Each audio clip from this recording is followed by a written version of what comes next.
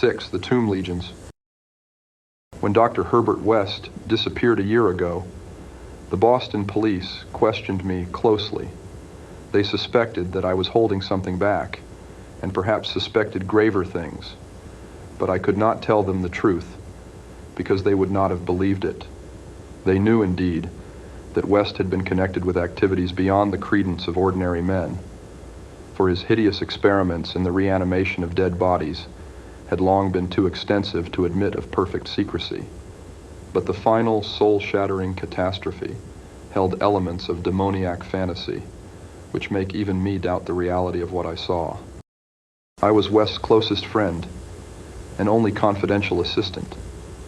We had met years before, in medical school, and from the first I had shared his terrible researches.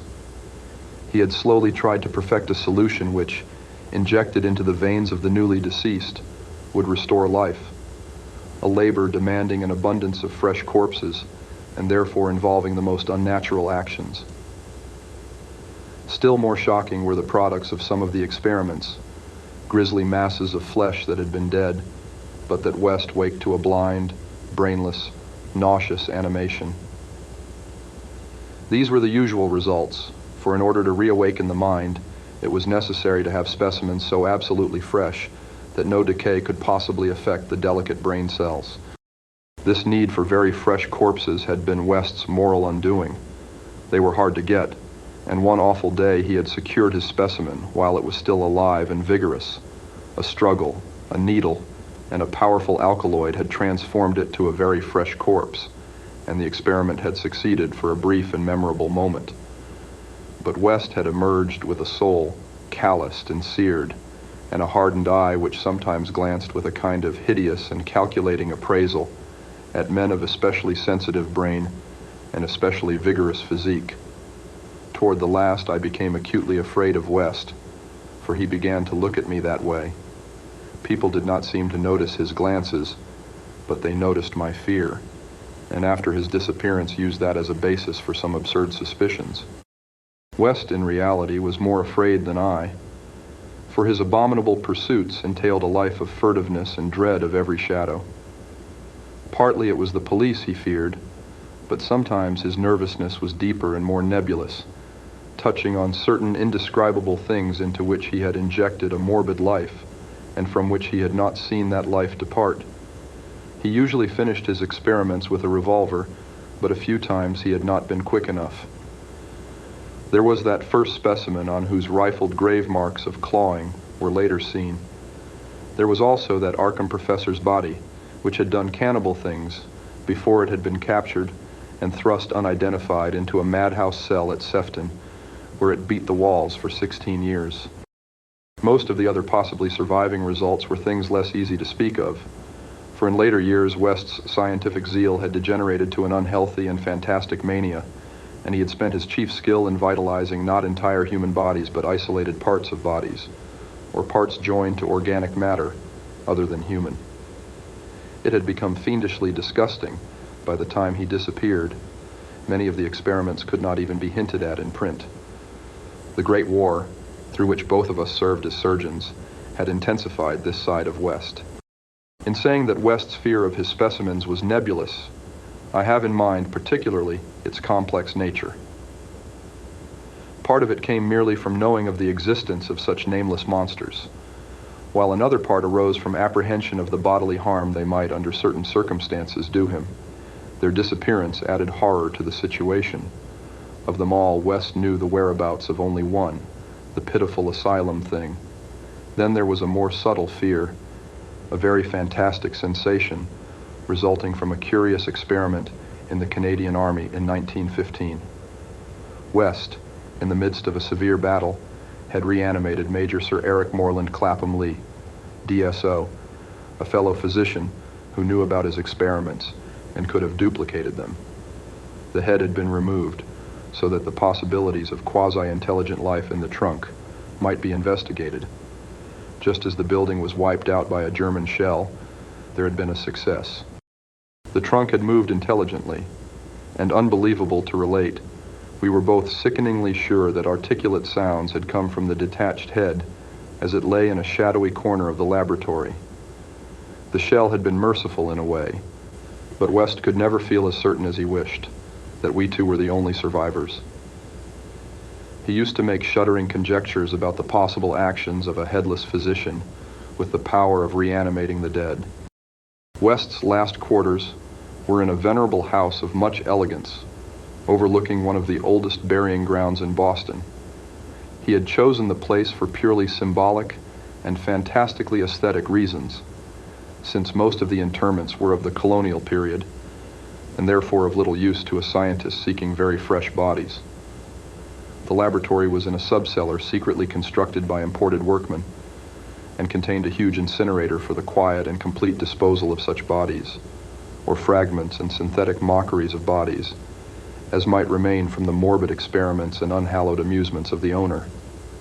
During the excavation of this cellar, the workmen had struck some exceedingly ancient masonry, undoubtedly connected with the old burying ground, yet far too deep to correspond with any known sepulchre therein. After a number of calculations, West decided that it represented some secret chamber beneath the tomb of the Averils, where the last interment had been made in 1768. I was with him when he studied the nitrous, dripping walls laid bare by the spades and mattocks of the men, and was prepared for the gruesome thrill which would attend the uncovering of centuried grave secrets. But for the first time, West's new timidity conquered his natural curiosity, and he betrayed his degenerating fiber by ordering the masonry left intact and plastered over. Thus it remained till that final hellish night, part of the walls of the secret laboratory. I speak of West's decadence, but must add that it was a purely mental and intangible thing.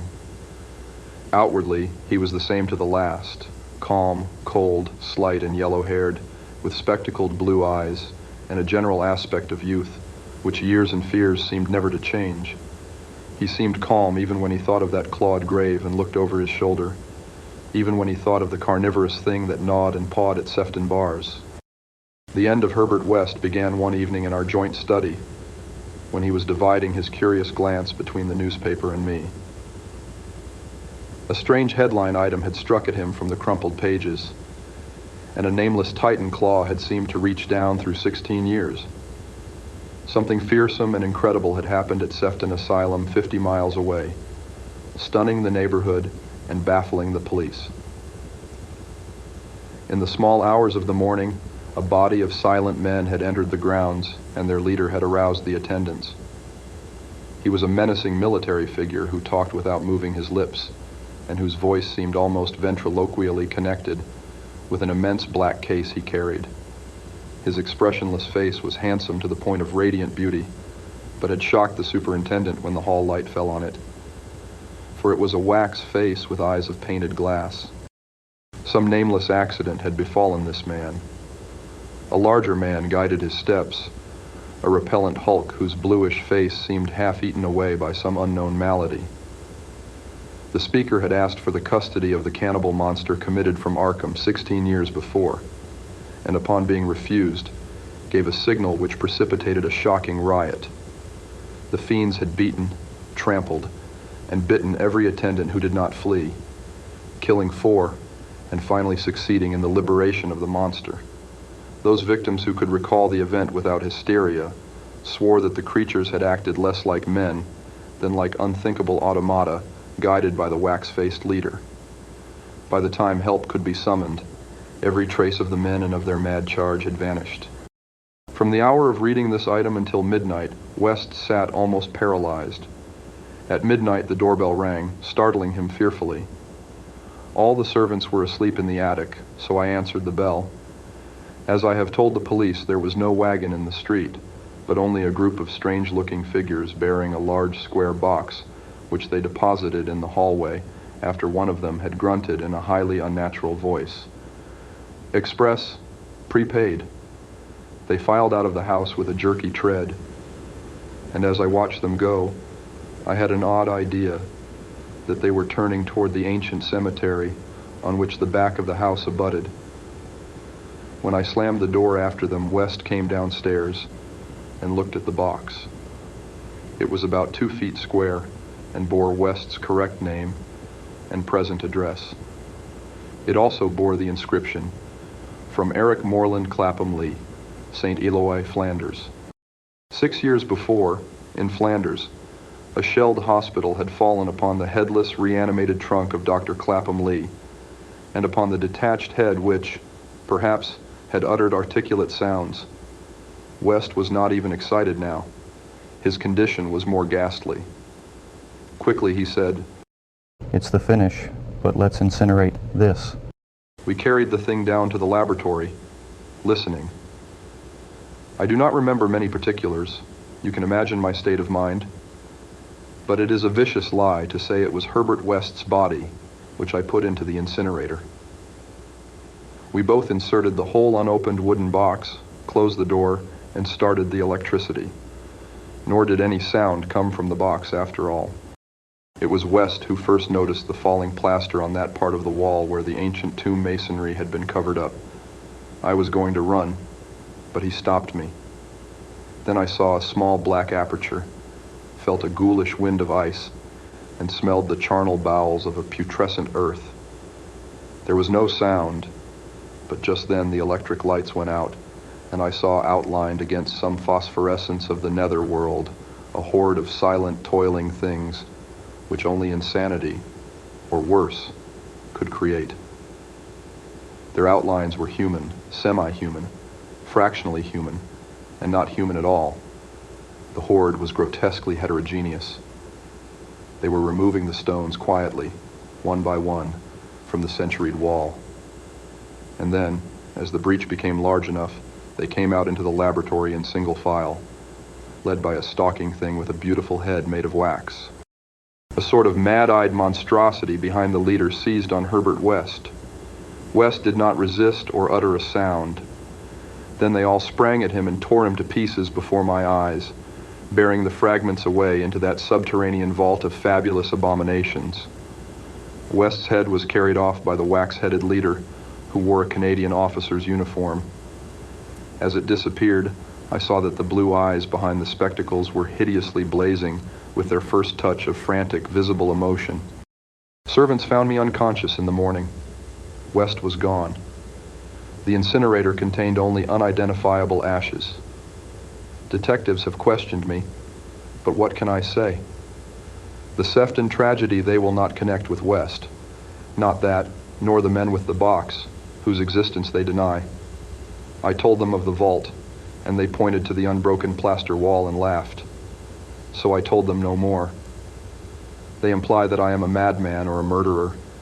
Probably I am mad, but I might not be mad if those accursed tomb legions had not been so silent.